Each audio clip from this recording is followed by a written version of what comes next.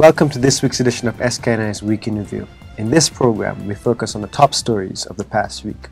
I am your presenter, Raheem Berry. Highlights for the week of November 11 to November 18 includes Prime Minister Harris tells the world that St. Kitts and Nevis is open for business. COVID-19 curfew lifted. 3 ships docked at Port Zante for the first time in 20 months.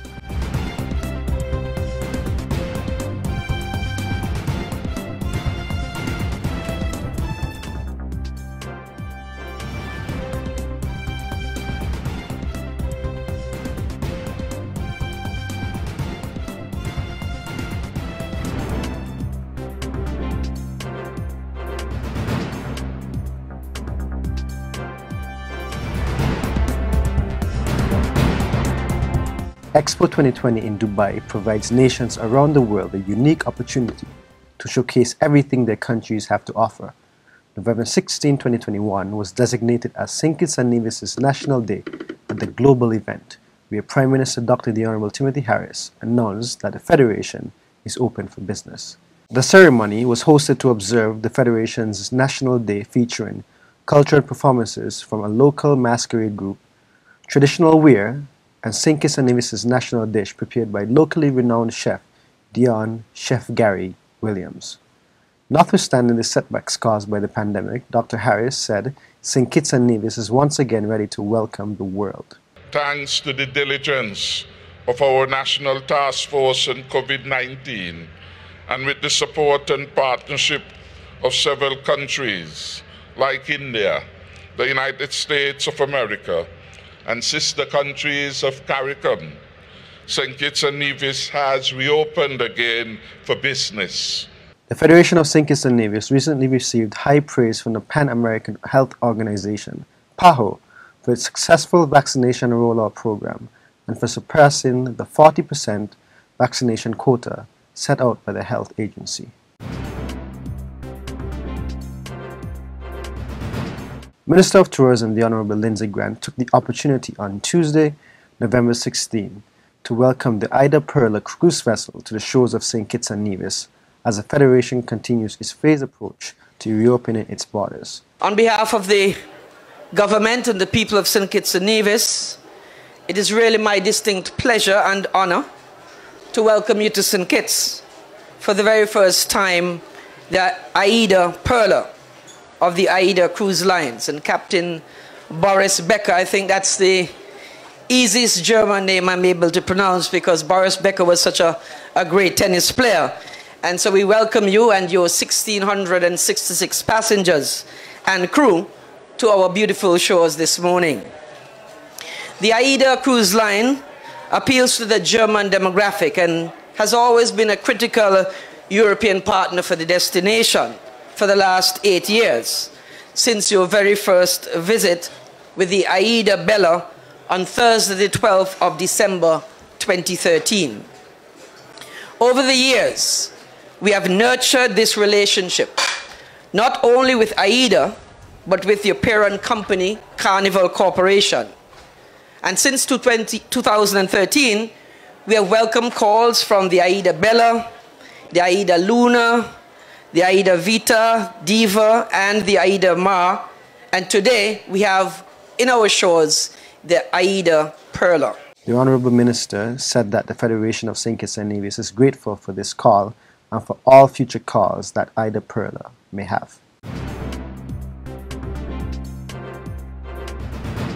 The Department of Marine Resources hosted a fishing tournament on Saturday, November 20, a day before the observation of World Fisheries Day on November 21.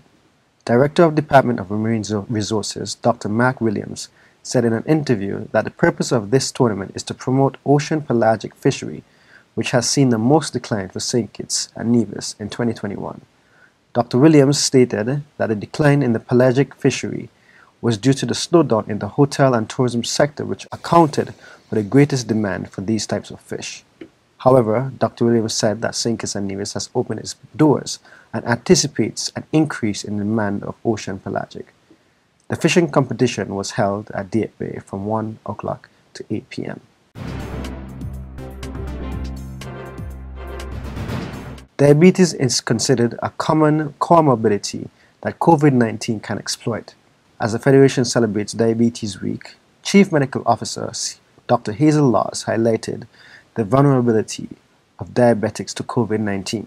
In the context of COVID, it's very important for you to maintain normal blood sugar levels. So if you are diabetic and perchance contract COVID-19, you fare better if your blood sugar values are within the normal range. And so if you are diabetic, you need to be compliant with your medication, compliant with your diet to ensure normal blood sugar values, so that if perchance you contract COVID, you will recover without much problems. In the Federation of St. Kitts and Nevis, we have 11 health centers, St. Kitts, 6 health centers, Nevis, and if perchance you've been diagnosed with diabetes, you can walk into any health center and access care. You can go into any private practitioner's office and access care for your diabetes. The Chief Medical Officer used the occasion to commend the St. Kitts Diabetes Association for the role it continues to play within the Federation.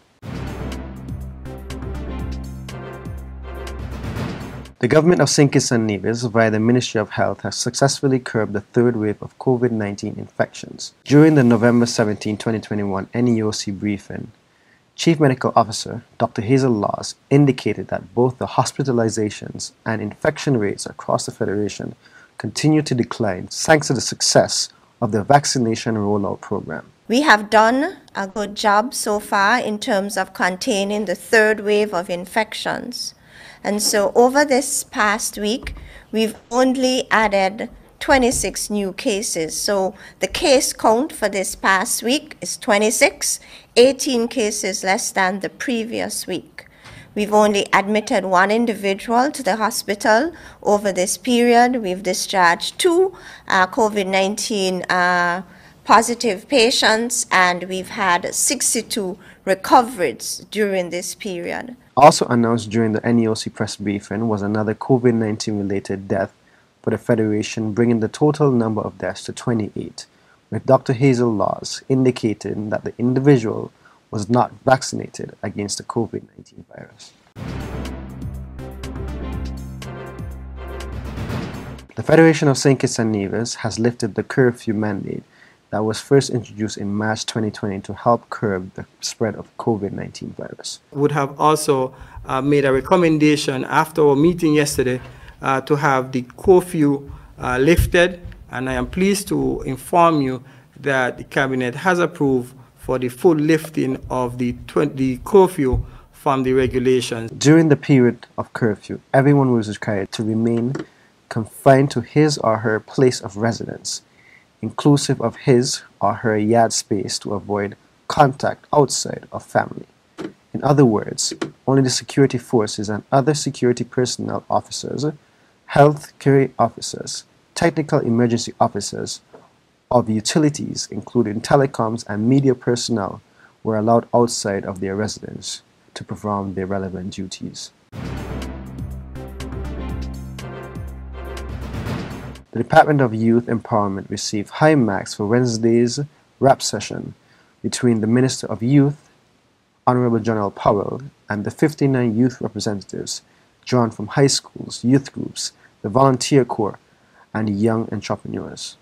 The interactive session was held at the St. Kitts Marriott Resort as part of the activities to celebrate Youth Month 2021.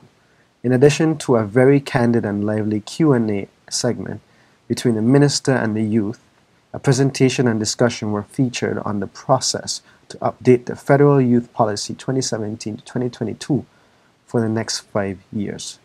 Mauriel Knight, president of the St. Kitts Nevis Youth Parliament Association, said that he was very happy that plans are on the way to revise the policy, which will guide youth development from 2022 to 2027. Many of the concerns I would have had, like unemployment among the youth and the COVID-19 gaps that have been exposed in technology and education, I realize that the policy has been set to cover these areas, and so I'm quite confident that my expectations have been met, and I look forward to review a copy of the policy. The Federation of St. Kitts and Nevis celebrated the return of 3 cruise ships to Port Zante in Bastia on Tuesday, November 16, 2021. The simultaneous berthing marked the first time that 3 ships were docked in over 20 months since March of 2020. The 3 ships were the Celebrity Equinox belonging to Celebrity Cruise Lines, Explorer of the Seas from the Royal Caribbean Cruise Line, and AIDA Perla belonging to AIDA Cruises. This signaled the inaugural visit of the AIDA Perla. This is a momentous occasion for the entire country because it reflects continued confidence that our cruise line partners have in this beautiful federation. Since July 22nd, when we welcome back Seabourn Odyssey, we have had 21 cruise ship calls from various cruise line partners, inclusive of our 3 calls today. We continue to move forward in the right direction. AIDA Perla had 1,675 passengers. Celebrity Equinox had 1,835, and the Explorer of the Seas 1,794, bringing the total to 5,304 passengers. The Ministry of Health remains concerned about the threat diabetes poses to the quality of life of citizens and residents, and is steadfast in its commitment to ensuring that persons who are diagnosed with the non-communicable disease have access to the required medical care and screenings. This was disclosed by Minister of Health, the Honorable Akila Byron Nisbet, in her address to officially launch the St. Kitts Diabetes Association Week of Activities, which runs from November 14 to November 20 of 2021. The Federation, through the Ministry of Health, continues to invest in the necessary resources to enable increased clients' access to the vital primary and tertiary levels of care, and the Ministry of Health also persists in its efforts to counteract the incidence and reduce the burden of diabetes, associated morbidity, and mortality in the Federation. Also worth noting is that the Health Promotion Unit of the Ministry remains steadfast in promoting its NCD-related deliverables, which include a chronic metabolic disease project and a diabetic self-management program to build capacity in NCD prevention and management. Minister Byron Nisbet said that she in particular is pleased that the citizens of residents of St. Kitts and Nevis have equitable access to insulin, the key drug in fighting against diabetes. The minister is also encouraging more persons to go out and get screened for diabetes, as a large number of global cases still go undetected. And this concludes this week's edition of SKNI's Week in Review. See you next week.